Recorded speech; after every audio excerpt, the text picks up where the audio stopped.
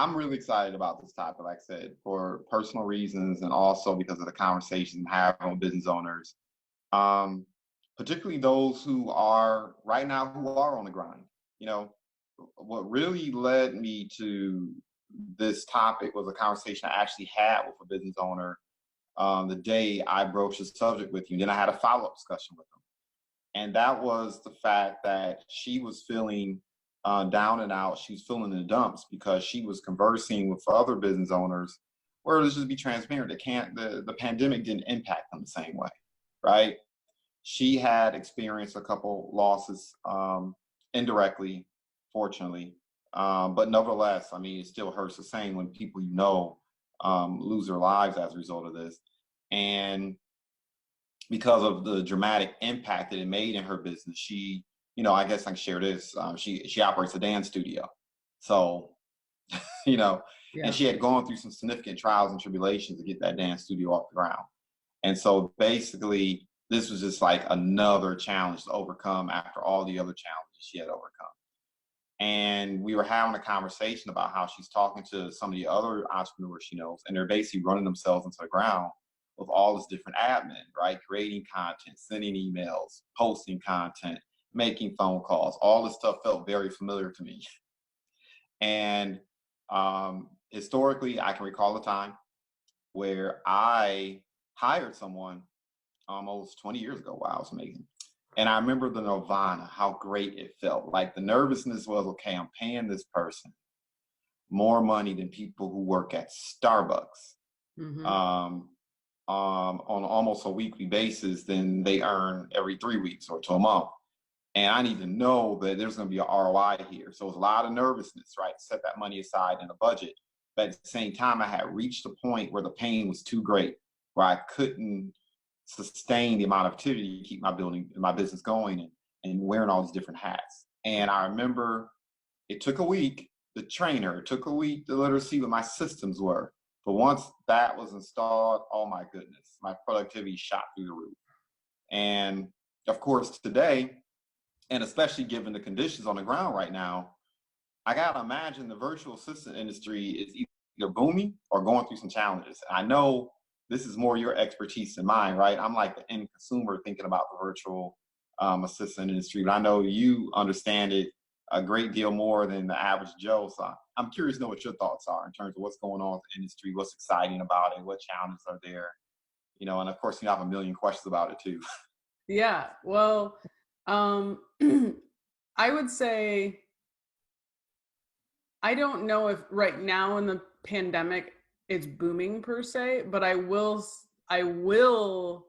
say that I am seeing a lot more people recognize and understand that they have to make some changes, like you were saying, of like if they're going to either rebuild, repivot, rescale, whatever. To be perfectly honest, we already know the lessons we already learned, and why would we do it again in the same way if we know that could be more efficient moving forward?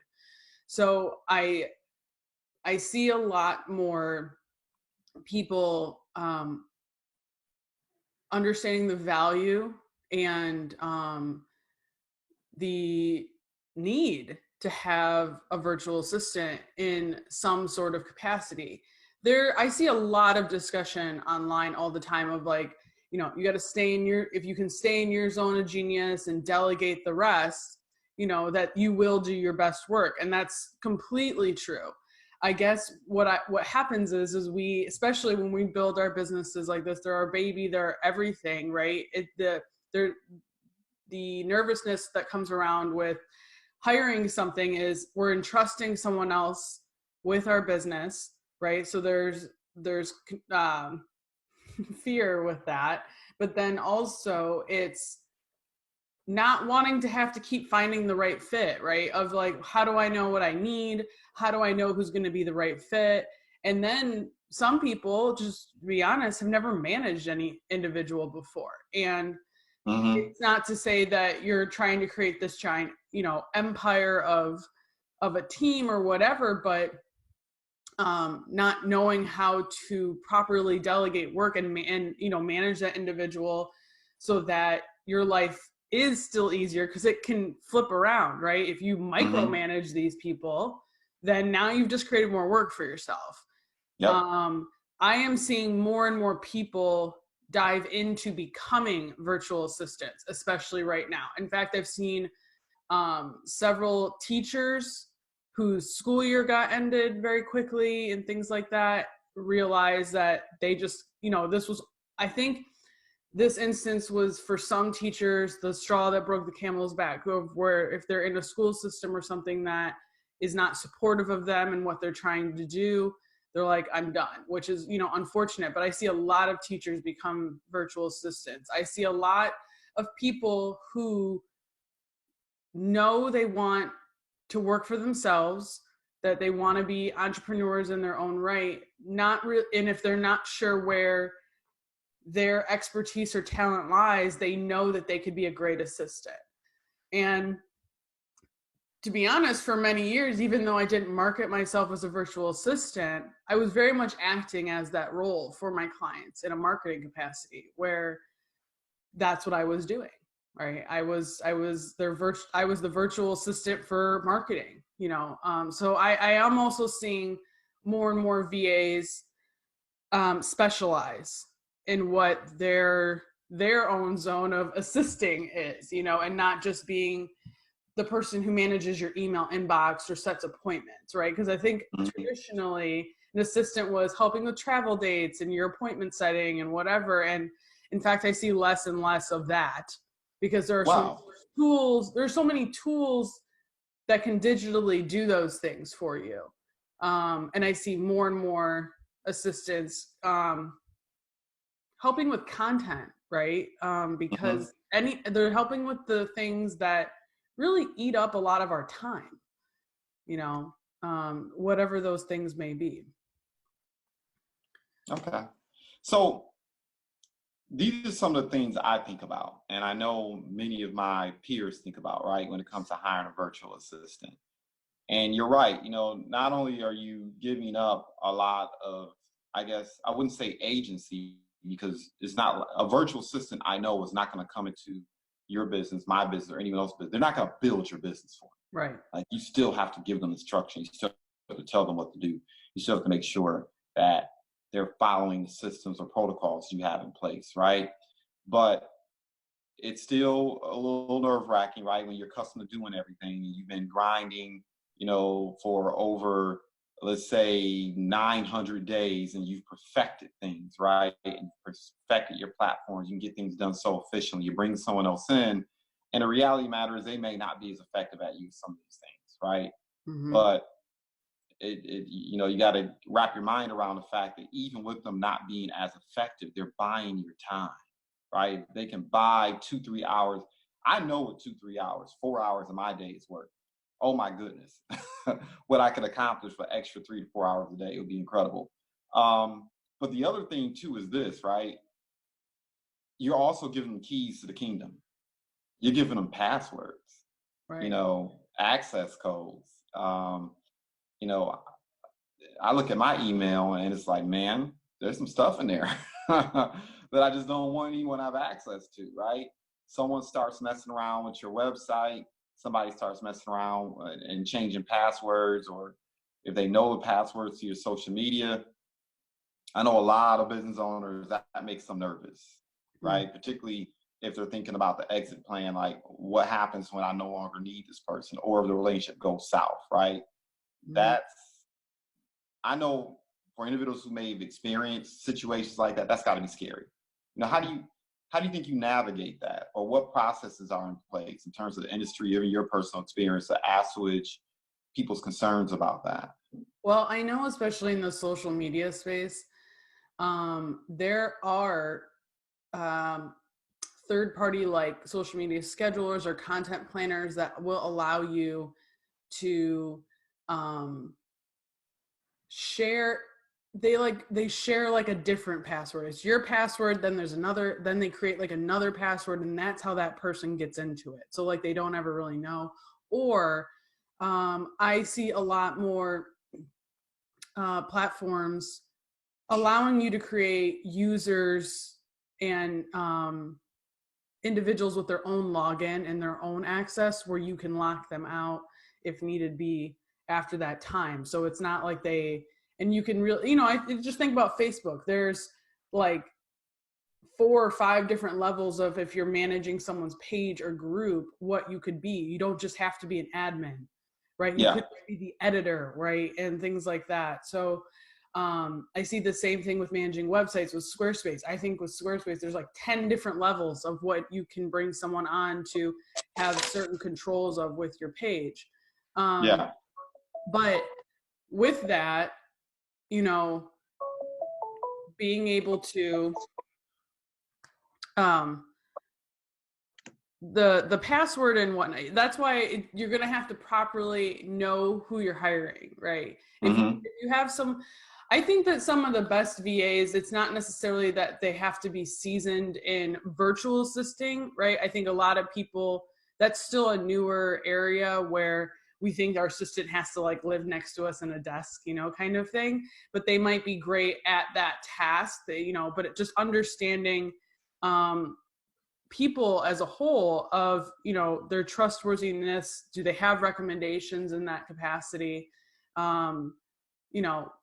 What's the longevity? You can usually see from someone's work history, recommendations, reviews, things like that in that area, that if someone's going to truthfully be able to manage those things for you and not have to worry about, oh God, they have all this access. To be honest, I think that if you're still at that phase where you're too consumed by the fear of giving someone permission, then you might not be ready for it yet, just because you might still need to be doing some more understanding around what that looks like for your businesses, right? On your capacity. I know some virtual assistants that do all of the legwork, but then because that business owner doesn't want to give over all those permissions, they give all the legwork to the business owner and then they get over from there. So I think that's one way you also could do it, but does that really save you time? I don't know. It does in some capacity, but. And then of course, you jump online and you start looking for virtual assistants, right? And if you're doing a lot of it independently as opposed to going through some type of agency or some type of business to do it, then there's, of course, do you hire a virtual assistant here in the United States, where you may not have to worry about language barriers, communication challenges, et cetera, even cultural norms, right? Because obviously if you're hiring someone, you have to be able to engage.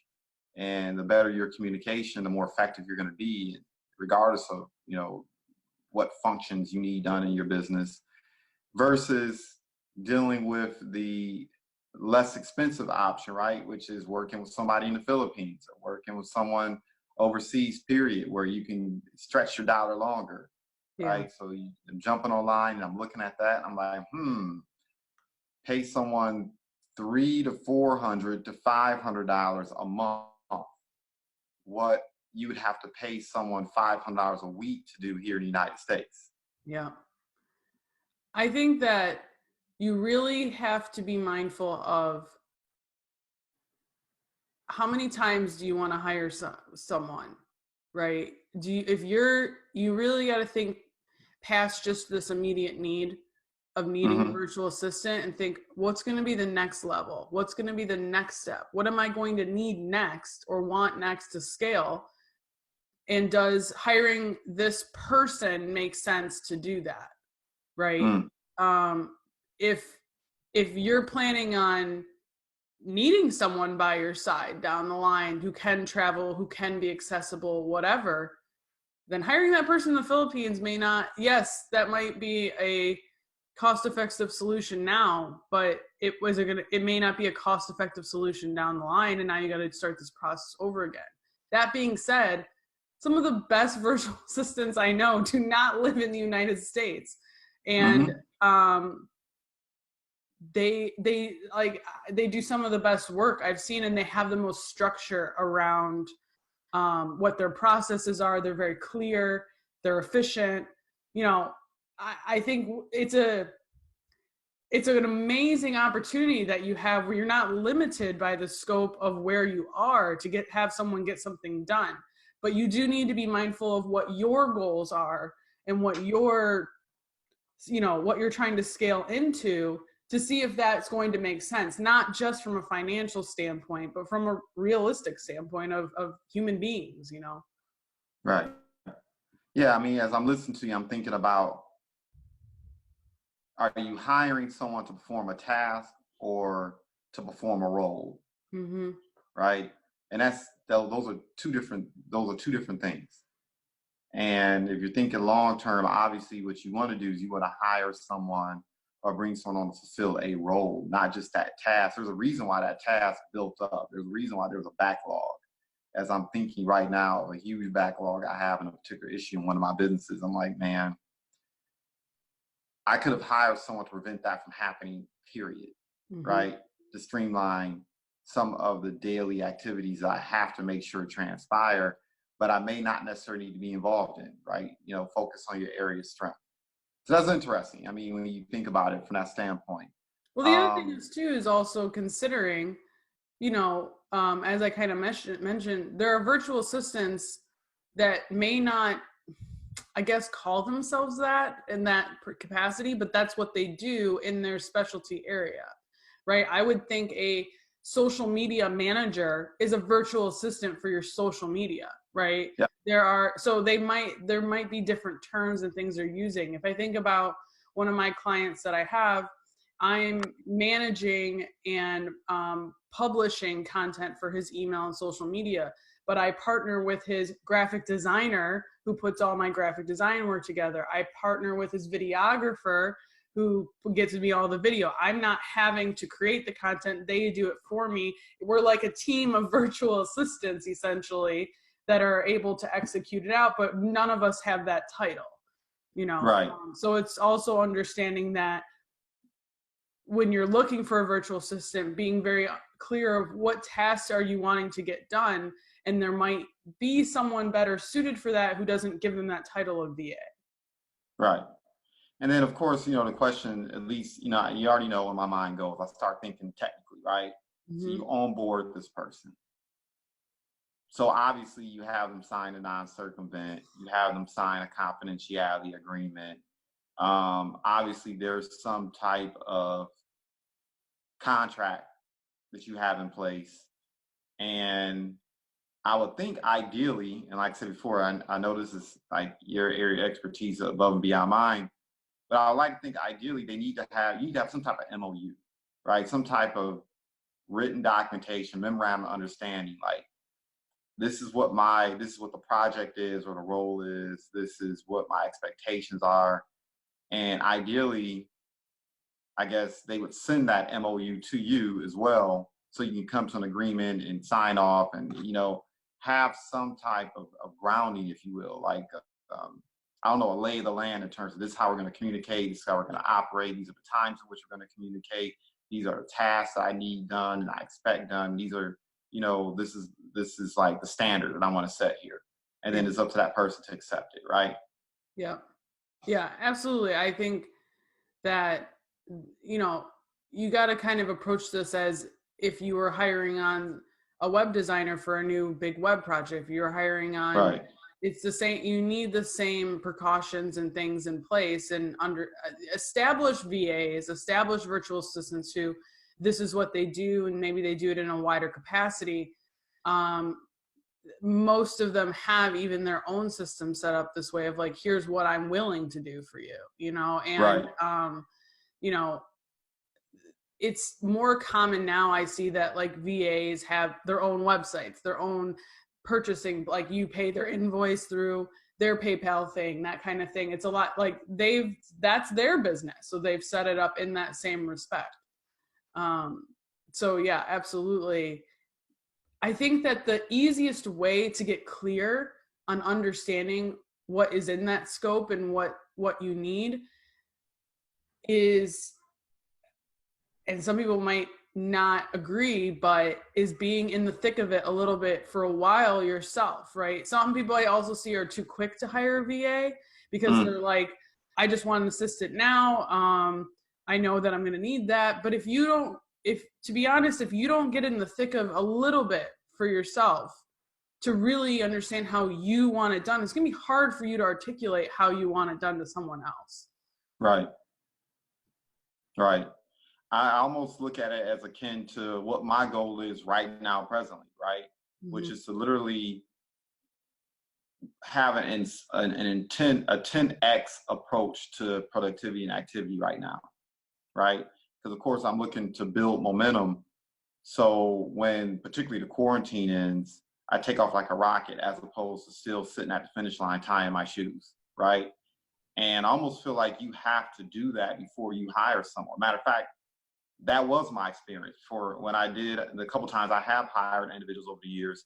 I basically ran myself to the ground to the point where I had no choice. And it was going to cost me more money not to have the person than it would be to actually do it myself. Mm-hmm. And I almost feel like you have to do that exact same thing. Because number one, you are hiring someone, particularly if you decide to hire talent here in the United States. You're basically, you're about to salary someone, or if you're hourly, that's still a line item in a budget. It's an investment, but it's a line item in a budget. You need to actually be sure that you're generating revenues to keep that person on, or you end up losing them and you end up back at square one.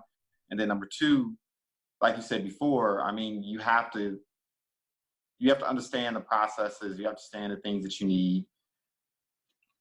You also have to prioritize, right? Yeah. Like, what are the areas that are most pertinent? What are the areas that are most important? Because you hire a VA for something that isn't all that pertinent, that's not really a true revenue generating activity or makes an impact on your revenue generating activity. You're just throwing good money after bad. Yeah, so, I get. There's a lot of people and a lot of us just individually that we are doing things that we think we need to do or need to get done that might not, right. So if you don't have a strategy on what are the activities that are giving you the highest payout, and things that you're doing because you feel like maybe you need to, but in all reality you don't, right? Mm-hmm. That might be a waste of time to pass off that task to a virtual assistant when in reality that doesn't need to be a part of what you're doing anyway. Right. Yeah. So that's why I always encourage people, especially when they're coming to me for marketing and whatnot, and we're working on strategy. And after the end of that, I always outline everything to be like, okay, here's the path you're going to take. Bless you. Here's the path you're going to take when you do this yourself. Here's how you're going to manage this as an individual, right? And I always encourage them with this new strategy, try it for a little bit on your own. And the great news is that if you find that you still either don't have the time for all this, or you really don't want to be in the thick of doing all these day to day, here's your outline to pass off to a different human who's going to do it, right? In a virtual assistant. I think the other thing to remember too is that the way, when you think of outsourcing, when you think of delegating, when you think of putting a task off your plate into a process where you don't have to manage it, there are a lot of digital tools that will do that, right? That are a lot more than you may initially realize right now, that doesn't actually have to be handled by a person. When I think of some of the really robust CRMs, customer management platforms, they're operating as a VA. I think one that I always see as one of the really most robust for small business owners, and especially like creatives, is Dubsado. And the amount of things Dubsado can do for you, it might be everything you actually needed a virtual assistant to do, with automations and workflows and responding to emails and setting up appointments, and that putting a proper automated process together with a CRM might be solving that problem for you. The same thing I see with a big part of social media is I see a lot of people of like, oh, I just don't want to have to be on it every day and whatever. Well, that's what scheduling tools are for. You know, Right. that's what scheduling out content ahead of time's for. And maybe that's all you needed.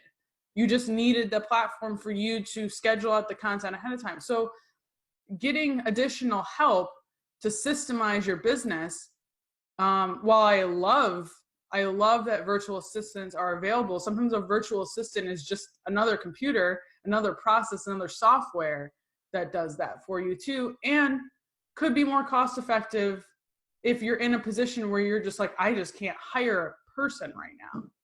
Right. Right. As I'm listening to you, I'm just thinking there's a fine line oftentimes. Well, actually, not that fine. It can be between working in and on your business, right? I want to be working on my business 70% of the time, as opposed to working in it 70% of the time. And everyone has to kind of find that balance, right? It's going to work best for them and do the cost benefit analysis. I mean, even with the technology that's out there, once again, I just think about there are certain tasks that I know I need to be involved in, right? Yeah. In order for my business dealings to work. And just, talking personally, I mean, when it comes to qualifying individuals and developing rapport, at least at the stage my businesses are in now, that whole developing rapport and qualifying and basically developing that relationship where I understand what's going on in people's lives, I need to be aware of those things. Yeah. All my businesses are service businesses, right? But like you said before, the setting of appointments, the code calling, the content being distributed, all that stuff, those are, even with the scheduling tools, I'm just thinking about what are some of the things I can do that will allow me to work on my business more and more and more every single day. Yeah. Even with the tools are available.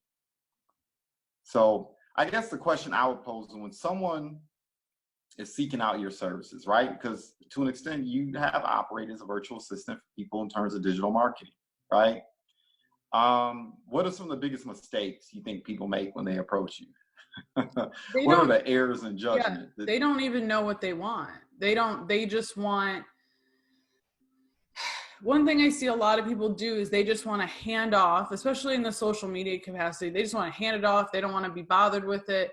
And I understand that. I understand the feeling of you need these things, but you don't want to do them because it's a lot of mental and emotional and physical energy to be on social media all the time. It really is, right? Or they know they need the email marketing automation system, process, but they don't want to be writing these newsletters all the time. They know they have the website, but they don't want to keep writing this blog to update it, that kind of thing. I get that people don't want to do that, but what the biggest mistake I find is that with any virtual assistant, you cannot wash your hands of these processes, right? You do have to be involved to some capacity. This is your business, right?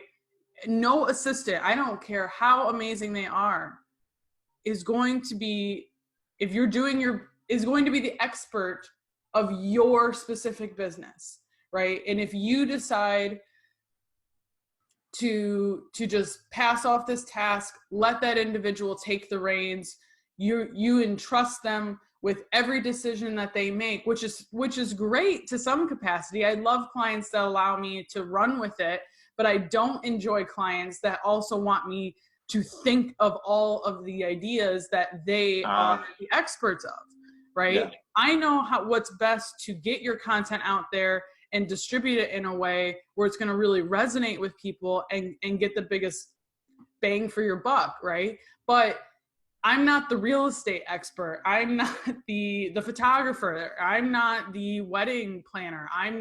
You still have to give me something, right? Otherwise, I might as well just start this business on my own and I will do this myself, right?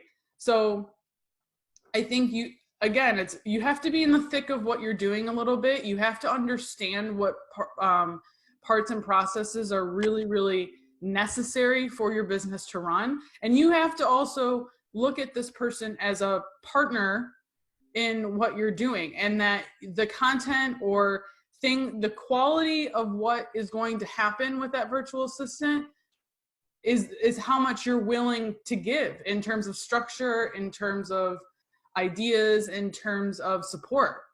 And if you don't do that, then you cannot possibly just expect this person to be able to run with it. It's just not. I think that's just any capacity, as you know, any capacity is like you've got to have a good support team that's there to help, that feels empowered to execute on your ideas, but you have to have ideas too.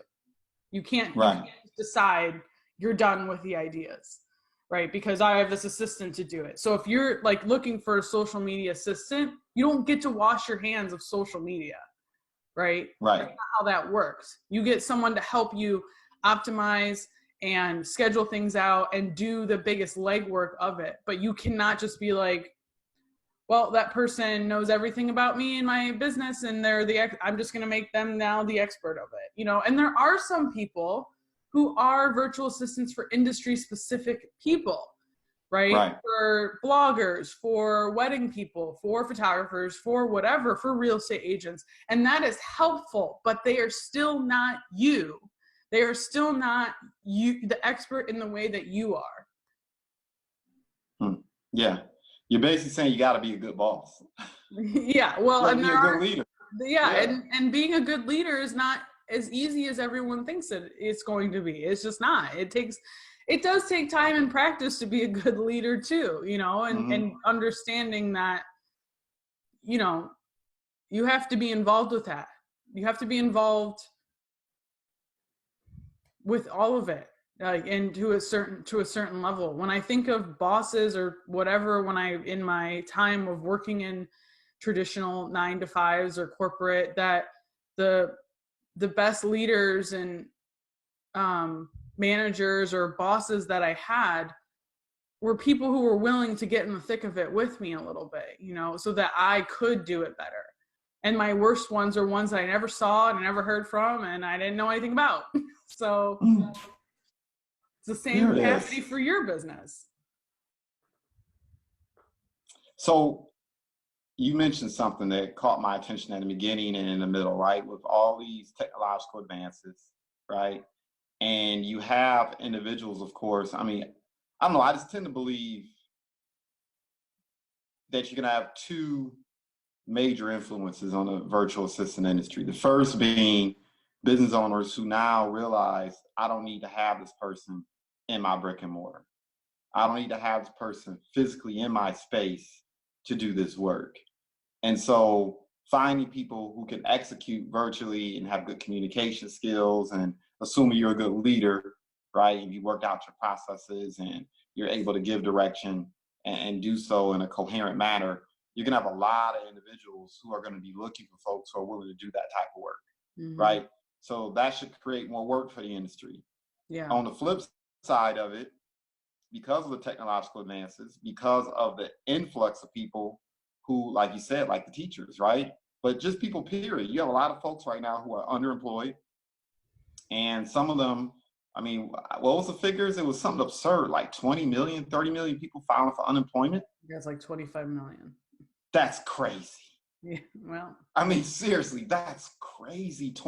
There's 300 million of us. Right. And I can't recall the statistics for how many working adults, but that's 10%. Yeah. So you're going to have a lot of people who, quite frankly, are going to look at being a virtual assistant or operating some type of capacity. They're going to be looking to take on jobs like that, right?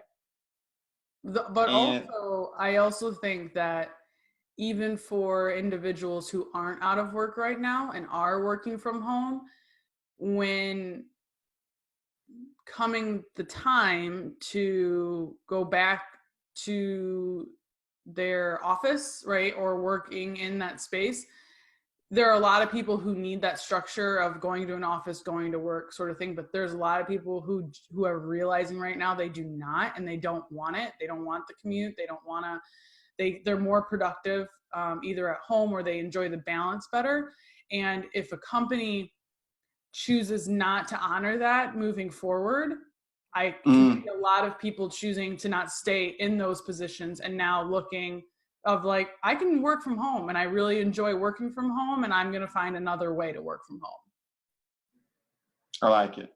Mm-hmm. I like it. So yeah, there's people out of work who are looking for work. There's also people who have work who are realizing, oh, this is actually possible for me to work from home and I don't have to do that thing that I didn't enjoy.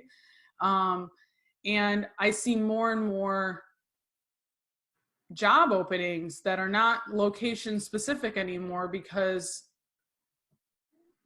I think we all have come to the realization and understanding that depending on how your business operates, that you just need someone to be effective and efficient. You don't necessarily need this person right next to you. That's not right. That's not the capacity of it. I've worked for a company that was 100% remote at one point, and while we were all in the same time zone, none of us lived near each other, and it was fine. We, these Zoom meetings, they work, Yeah. So. Okay. Well, as always, phenomenal discussion. You definitely opened my eyes, my thought process in terms of what I need to be looking for. I mean, it's just going to become imperative, right? I have to do it.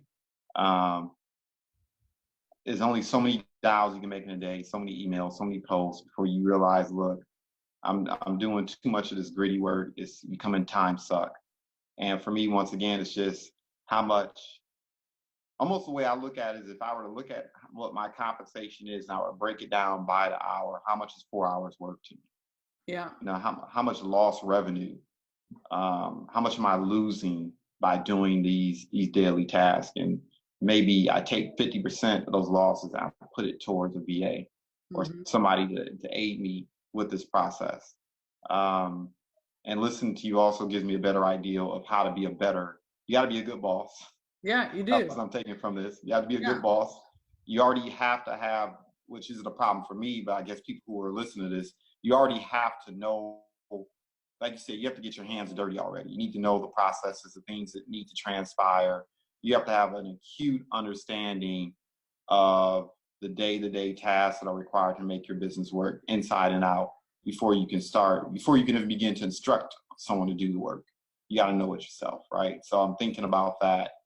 And of course, the trust factor, and knowing that taking on a virtual assistant, I guess today, as opposed to maybe 10 years ago, you're right. It's more, they've turned into a profession. They've turned into a business. Yeah. So now they probably already have the documentations, the fail safe, the different things you need to have in place if you're concerned about giving people the keys to the kingdom once again, right? Basically giving them the keys to your house. Right, the security measures and processes are in place already. Yeah, it's evolving. It'll be interesting to see how much more it evolves. I think it's an area that is changing and adjusting more rapidly, maybe than even in some other industries, because the need is there and it's very present. So, I'm always excited if that's the first step for someone who is ready to work and go out on their own. I think it's a great first step if you're not clear yet on what it is you like about virtual work. So it's always a good starting place if you're considering that. There are people who need help. You can help them. Right. I love it. All right. Isn't that what it always boils down to, is helping people, right? How can you be of service? Yeah. Right. I like it. Oh, cool. Thank you again for our weekly chat. Hopefully the individual, well, not hopefully, I know the individuals listening in, if this has been on your mind, this should hopefully offer you some degree of relief in terms of different options that are available to you. Absolutely. Yeah.